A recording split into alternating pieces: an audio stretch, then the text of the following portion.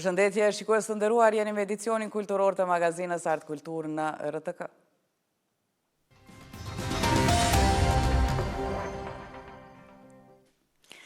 Historia shpesh shkruhet me ngjarje që lën plak të pashlyera, por janë arti, guximi dhe memoria kolektive ato që nuk lejojnë që e vërteta të zbehet nga koha.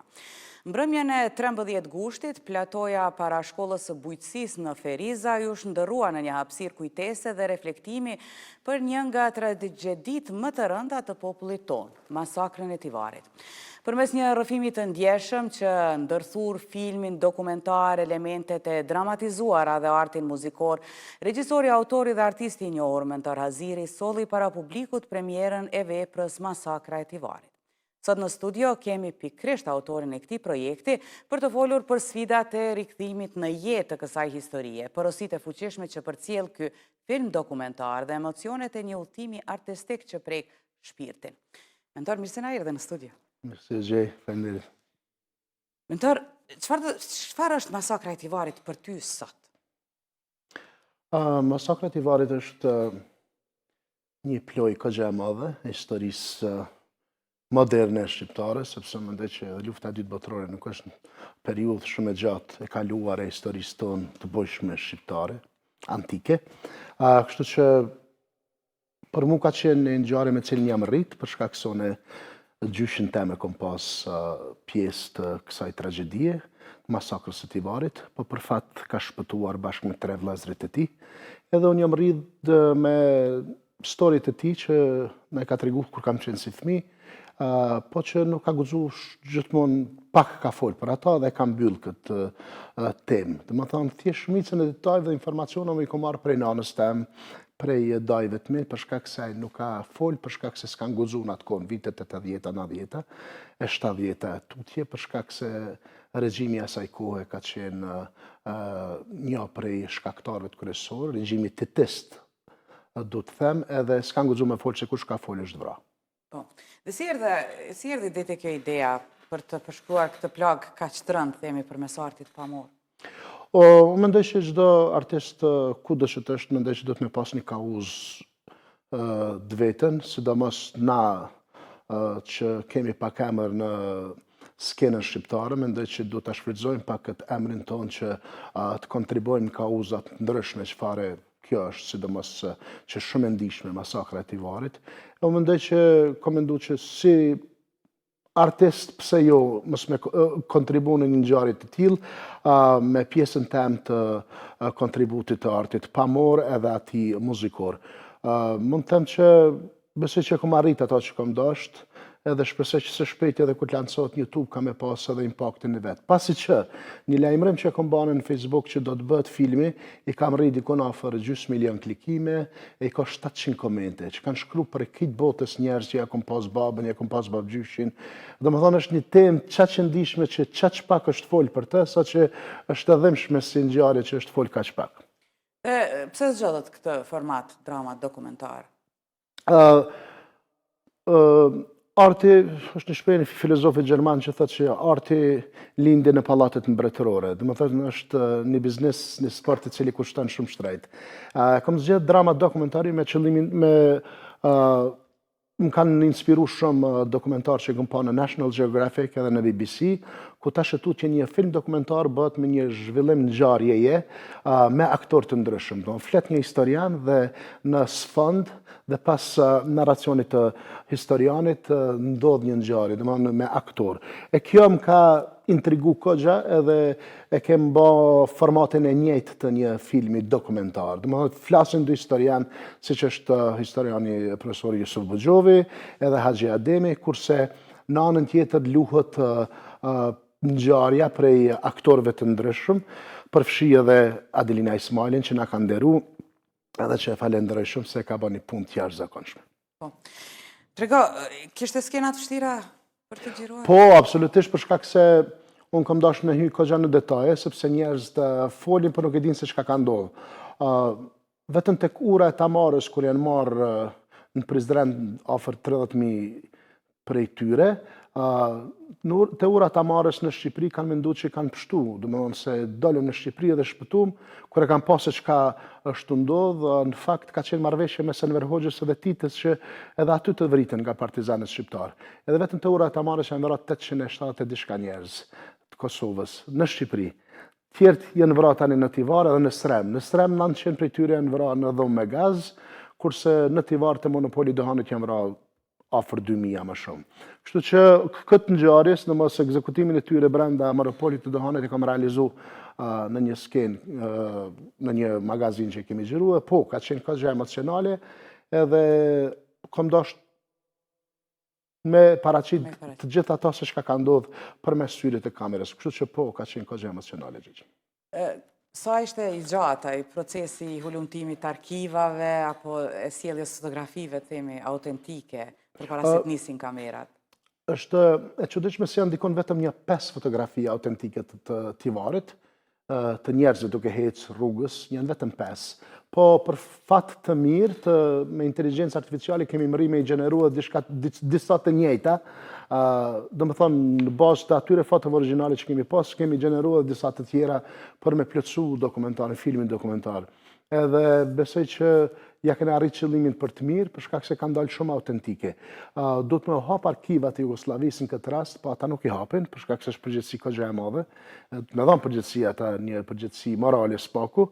So mendoj që ka foto ende më shumë, po me sa e di vetëm një 4 a 5 janë. Edhe këta e thonë edhe historianët tjerë që nuk ka më shumë, po ka dokumenta tjerë cilët na nuk i kemi hulumtu shumë për shkak se ja kam lënë me fol Haxhi Ademit edhe Jusuf Buxhovit. Ata e kanë pjesën historike, kurse pjesën tjetër artistike e kanë bërë. Kur jemi tek pjesa artistike, përmend edhe muzikën. Çfarë muzike, çfarë tingulli kemi? Po, muzika është njëra prej tyre quhet Lavdi, unë kam quajtur muzika Lavdi, është hijet, edhe kemi një quhet i çmenduri, pritja melankolike një të çmenduri, ku ky komandant Dragani del me një shpat atje në Tivar, edhe bosqes si çmendur edhe puth pushkën që në fund i pruni shqiptarët me i vranë në Tivar.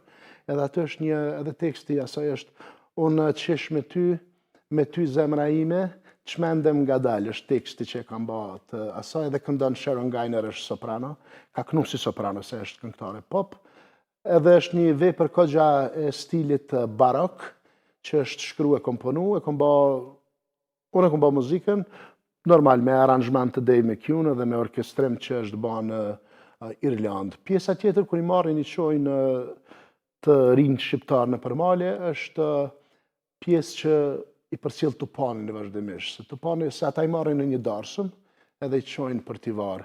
Kështu që kom shfrytzu këtë farë ndjenje në ati Tupane, që vazhdimisht përcjellen ata në ritmin në ati Tupane, që janë kanë darsëm deri në Tivar, sepse rruga ka qenë shumë e gjatë, për i Prizrenit deri në Tivar kanë shku në kam, imagjina, në për Kuks, Milot, Lezhë, Shkodër, Bun, Ulqin, Tivar, imagjina. Na me kërë sot me ndomi 2 herë për më nisë me shku, deri ka Budva e Tivari, se shumë largë ata kanë shku në kam.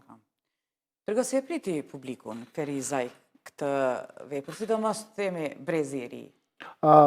E ka pritë shumë mirë.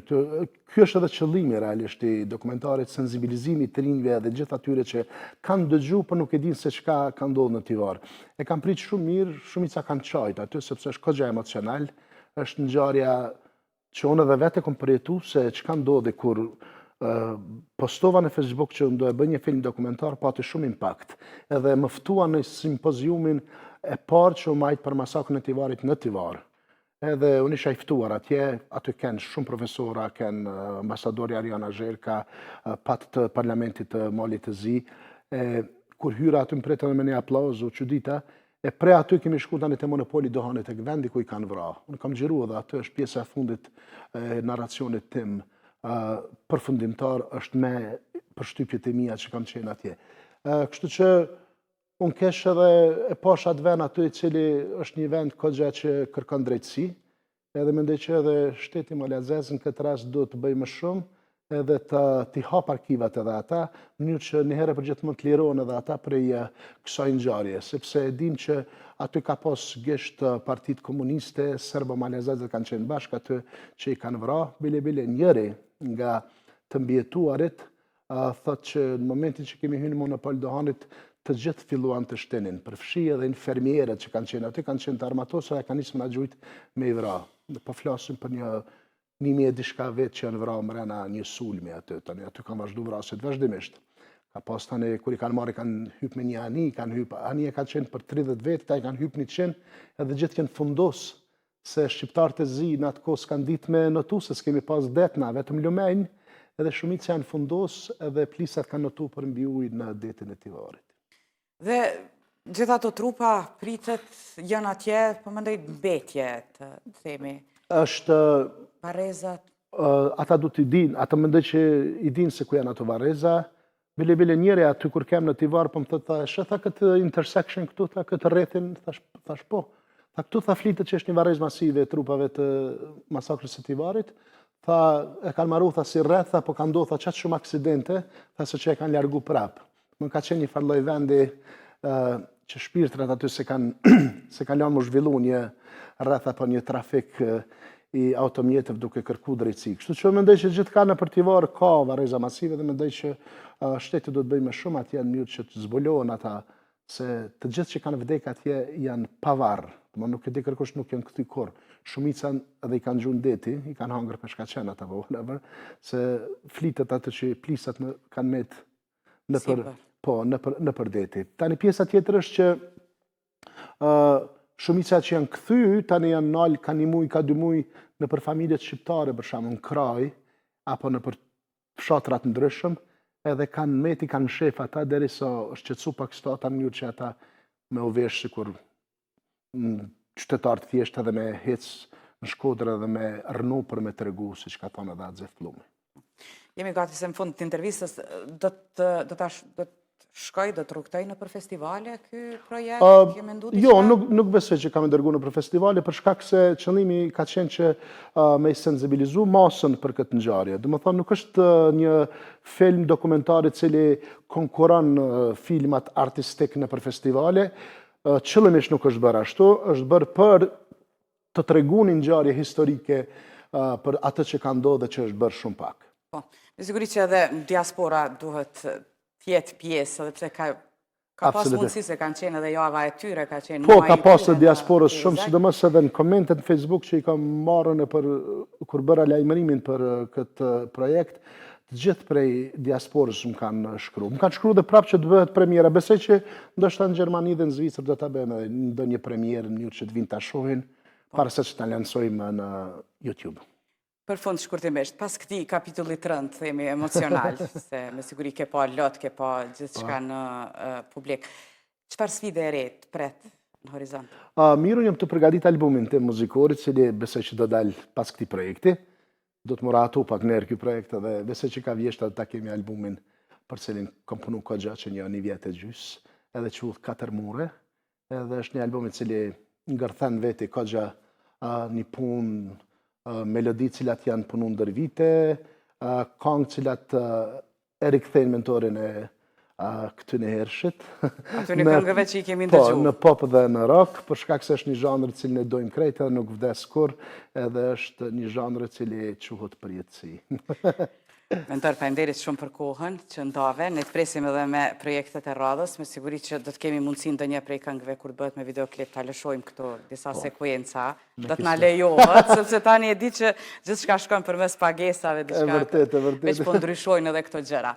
Faleminderit mentor, do të presim edhe me projektet. Faleminderit shumë, ishte kënaqësi. Suksese.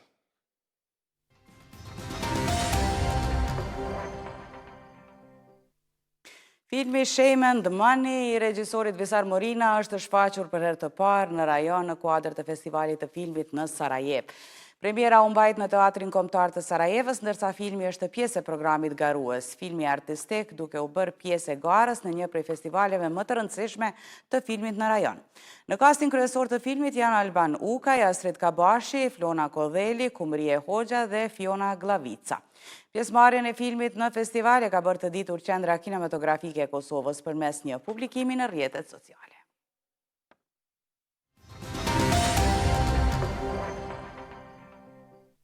Dam Festival shënon edicionin e tij të 20 me një program që sjell në Prishtinë artist dhe muzikant nga Kosova, Ballkani Perëndimor, Evropa dhe më gjerë.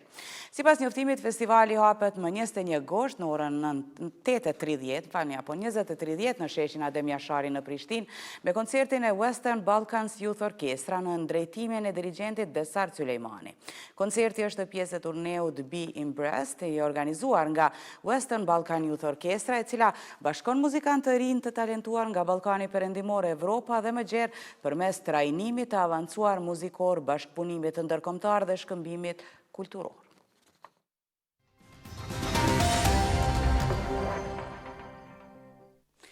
Në Galerinë e Arteve të Prishtinës më 20 gusht në orën 19 hapet ekspozita personale e artistit Abbas Hado me titull Iluzione në një botë. Ekspozita është kuruar nga Kamuran Goranci dhe sjell para publikut krijimtarinë artistike të Hados përmes një qasje të fuqishme koloristike dhe ekspresive. Ngjarja organizohet në kuadër të aktiviteteve kulturore të institucioneve të artit në Prishtinë.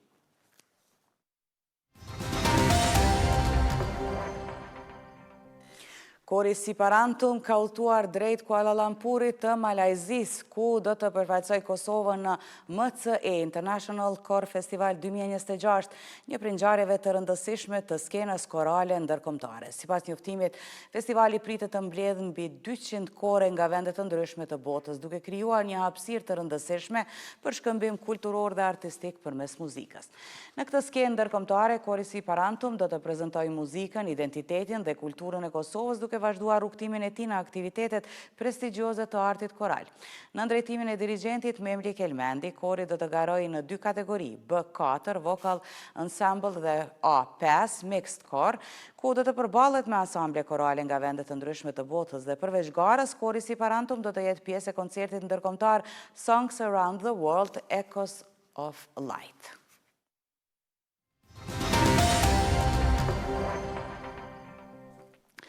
Prishtina do të mirëpres më 4, 5 dhe 6 shtator edicionin e 2 të Prishtina Dance Festival, festival ndërkombëtar që do të mbledhë në Kosovë vallëzues dhe artist nga vende të ndryshme të Evropës dhe më gjerë. Sipas njoftimit, pjesë e programit këtë vit do të jenë më shumë se 32 artist ndërkombëtar, përfshirë dhe vallëzues shqiptar nga diaspora, të cilët kanë ndërtuar karrierë jashtë Kosovës. Programi do të përfshijë 13 stile vallëzimi, si dhe punëtori dhe klasa vallëzimi. Organizatorët thonë se festivali është i hapur për të gjitha moshat dhe nivelet përfshirë personat të papërvojë paraprake në vallëzim.